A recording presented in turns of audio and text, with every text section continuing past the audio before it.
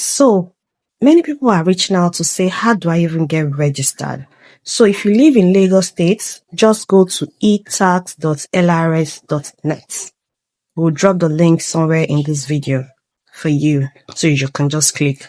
So when you come to etax.net and you want to register for the first time, what that means is that you do not even have a Lagos State tax ID. What you need to do is that you click on as register as taxpayer. However, if you have been registered before, you can just click on login. When you click on login, it will bring up taxpayer ID and password.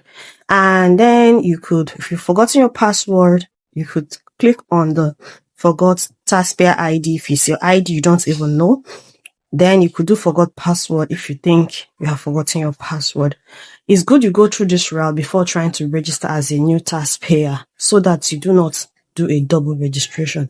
However, the system actually have a way of dictating if you've already registered. So let's go back to register as taxpayer. So when you click as register as taxpayer, this form comes up. Then you can create a new account as an individual. So you can actually register yourself. If you're a business owner, you can register yourself as an individual and also register as corporate, your company, your business name. You can register. So for business owners, you need to do 2 registrations, as a corporate as well as an individual, because you are different from your business, right? Then you'll be required to provide a BVN. So when you provide your BVN or your NI, and that's why I told you that if you have registered before, once you provide this detail, the system is able to authenticate and tell you that you've registered before. So once you enter your BVN or your NIN, the system do a search and populate it on the form, and then you can put your date of birth and then you proceed. So once you proceed, then the system will authenticate you and get your email address, get your phone number, authenticate you, and then you get an email in your box. So I'm not trying to do any registration because this is a live portal. Any registration I do now would record, right? So, but this is how you can get started.